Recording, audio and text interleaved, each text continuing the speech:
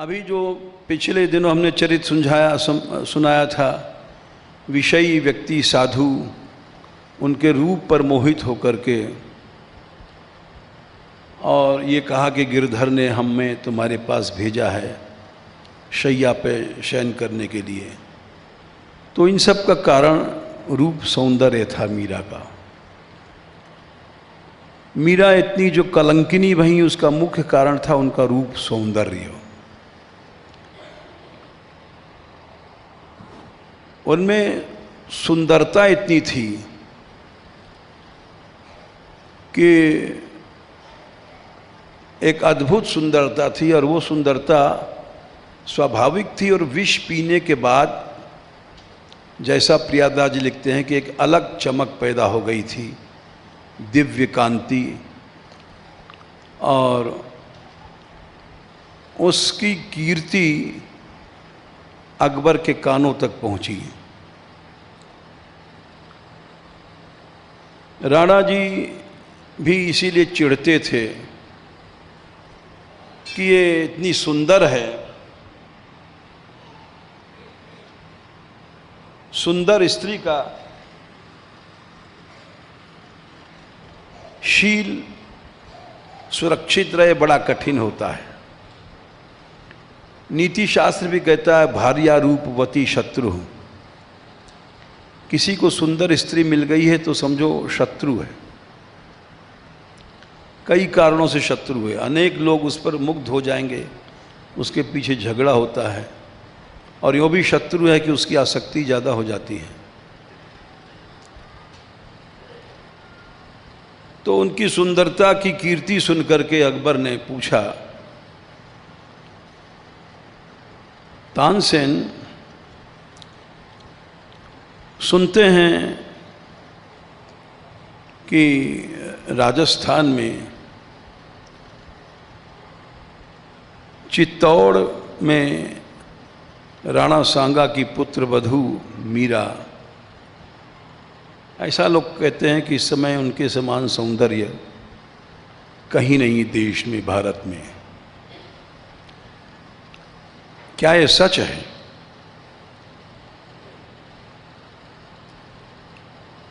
तानसेन ने कहा कि जहां पनाह,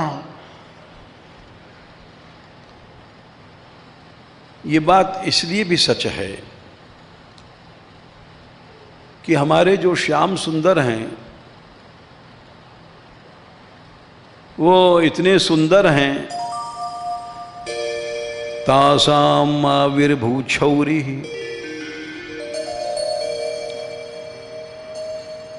स्मयमान मुखाम्बुजः पीतांबरधरः सुरग्वी साक्षान् मन्मथ मन्मथ। कामदेव, एक ही कामदेव सारे ब्रह्मांड को नचाता है। उस कामदेव का भी मूल होता है अधिदैव काम, उसको मन्मथ मन्मथ कहते हैं। जो काम है इस ब्रह्मांड को नचा रहा है वो मन्मथ होता है। उसका भी मूल अधिदैव काम प्रद्युम्न है, वो उससे भी सुंदर है, वो मन्मथ मन्मथ है। और उन सब का मूल श्री कृष्ण है जो साक्षात मन्मथ मन्मथ हैं। ऐसा सौंदर्य कहीं नहीं है।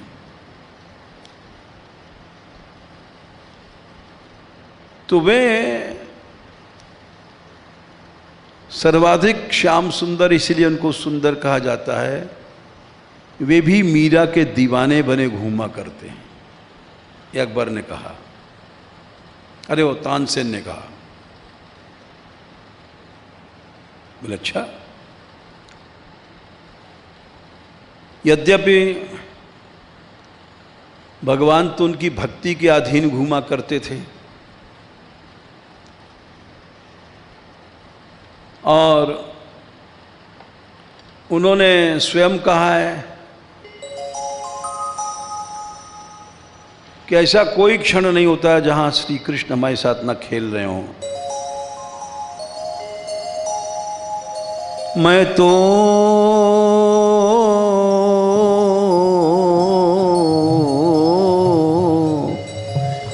गिरधर के घर जाऊं साथ, मैं तो गिरधर के घर जाऊं, मैं तो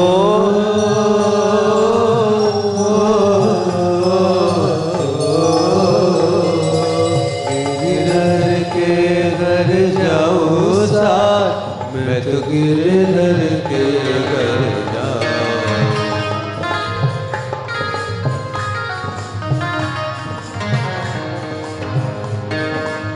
गिरधर म्हारो साचो प्रीतम, देखत रूप लुभाऊं। गिरधर म्हारो साचो प्रीतम, देखत रूप लुभाऊं। मैं तो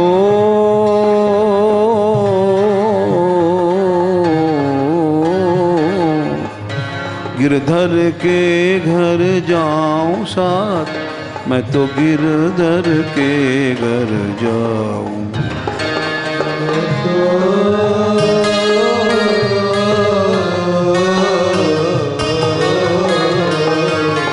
गिरधर के घर जाऊं साथ, मैं तो गिरधर के घर जाऊं।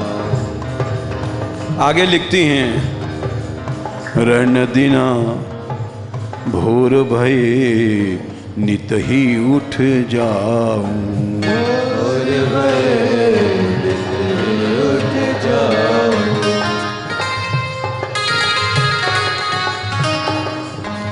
सांझ भये घर आऊं।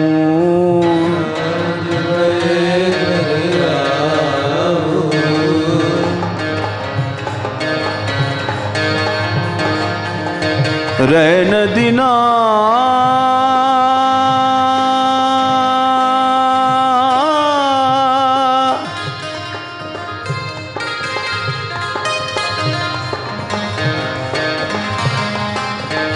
रैन दिना वाके संग खेलूं।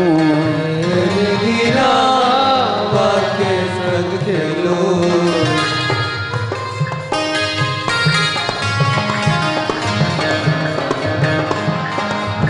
रैन दिना वाके संग खेलूं।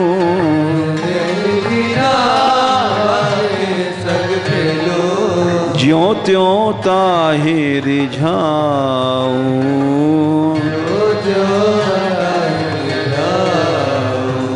मैं तो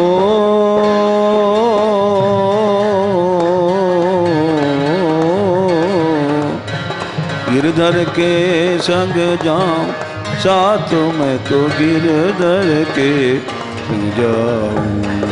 मैं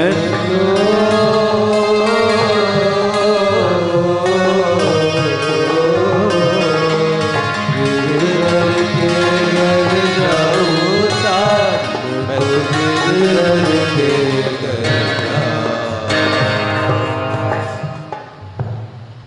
रात दिन श्री कृष्ण इनके साथ खेलते थे। भगवान भक्तों के साथ रात दिन खेलते हैं। सारी भक्तमाल इससे भरी पड़ी हुई है। गोविंद सखा के साथ दिन रात ठाकुर जी खेलते थे, अभी की बात है।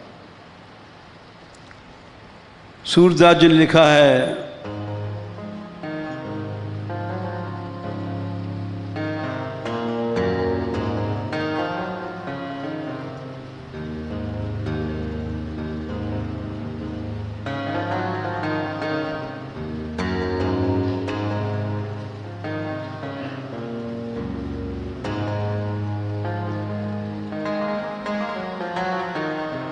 अपने दीन, ये अनुभव है महापुरुषों का।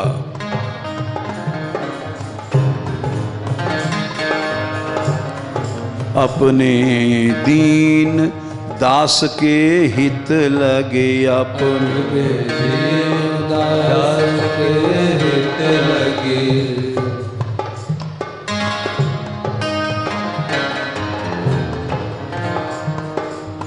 अपने दीन दास के हित लगी, के हित लगी। फिरते संग संग ही, फिरते संग संग ही, फिरते संग संग ही, संग संग ही, लेते राख पलक गोलक जो, लेते राख पलक गोलक जो। जैसे पलक आंखों की रक्षा करती है, वैसे हमारे साथ दिन रात खेल घूमते थे। लेते राख पलक गोलक जो, लेते राख पलक गोलक जो। संतत तिन तिन ही, संतत तिन तिन ही, अब वे विपदा हो न रही। अब वे विपदा हो न रही। मन सा करी, जहाँ मैं याद करता था वहीं पहुँच जाते थे। मन सा करी सुमिरत है जब जब, मन सा करी सुमिरत है जब जब, आवत तही तही,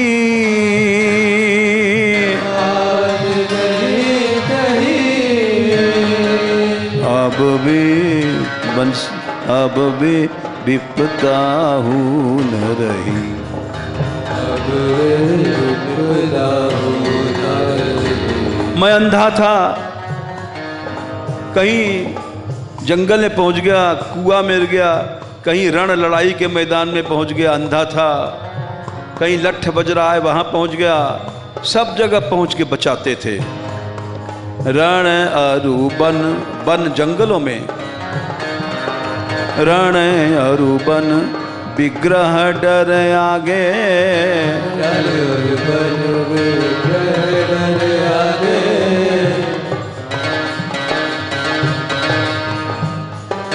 आवत जही तही, आवत जही तही, लेते राख लियो,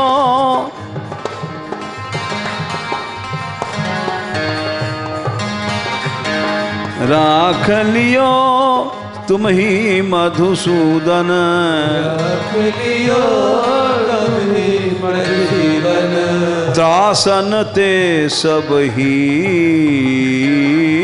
त्रासन ते सब ही,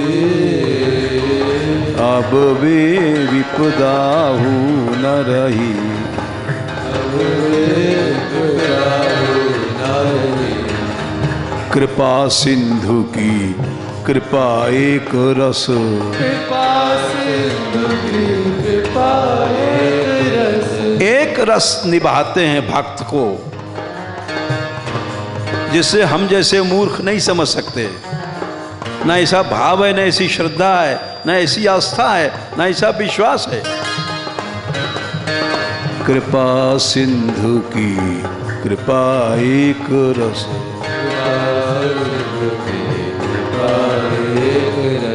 कैसे जाए कहीं, कैसे जाए कहीं। इसको हम कैसे कहें, और कहें भी तो हम जैसे मूर्ख समझेंगे कैसे।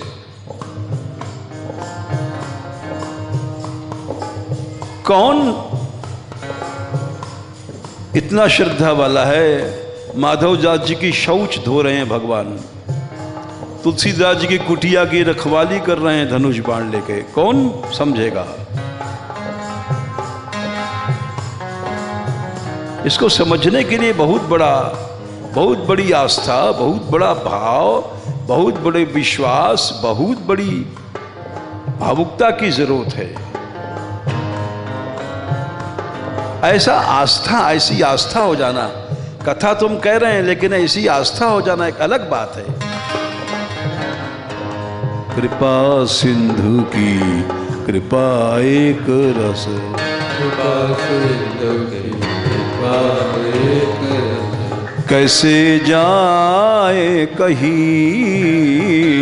कैसे जाए कहीं। मैं कैसे कहूं भाई, अब कहूं तो समझेगा कौन। कैसे जाए कहीं, कैसे जाए कीजे कहाँ,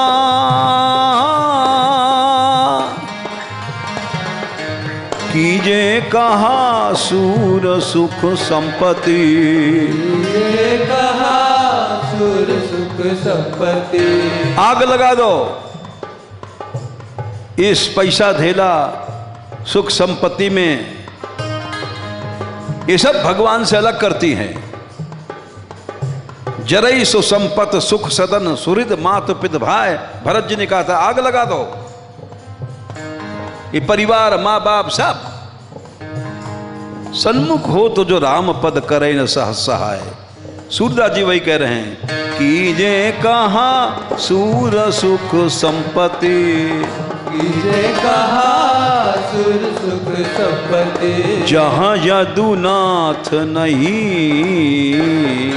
जहाँ यदुनाथ नहीं, ये जहाँ यदुनाथ नहीं, जहाँ यदुनाथ नहीं। अब वे विपदाहु न रही, अब वे विपदाहु न रही। तानसेन ने कहा कि जहाँ पना मीरा के पीछे पीछे गिरधर गोपाल घूमते हैं तो आप अनुमान लगा लीजिए कि मीरा कैसी हैं। इन्हें शरीर की सुंदरता के साथ साथ भक्ति भी इतनी प्रबल है। सदृश गोपिका प्रेम प्रकट कल जुग ही दिखायो नाभा जी लिखते हैं। तो वो मन कैसा है उनका सुंदर, और शरीर कैसा है। इसलिए अकबर जो आया यहाँ पर, वो मुख्य कारण था रूप की निकाई। अद्भुत जो मीरा का सौंदर्य देखने के लिए आया था। रूप की निकाई भूप अकबर भाई। बोले तानसेन कैसे हम देख सकते हैं, क्योंकि हम तो अकबर हैं, उनके शत्रु हैं, और पता लग जाए तो मार डालेंगे।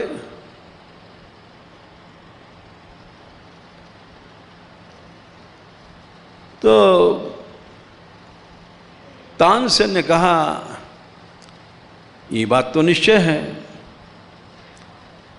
बोले देखना दर्शन मन करना मैं जरूर चाहता हूं, कोई उपाय है? बोले उपाय क्या, दाढ़ी बाड़ी है ही है, नूर रही है, बाबा जी बन जाइए।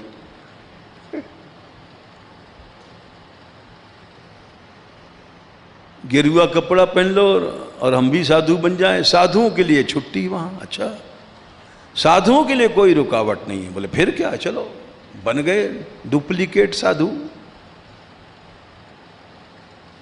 और चल पड़े।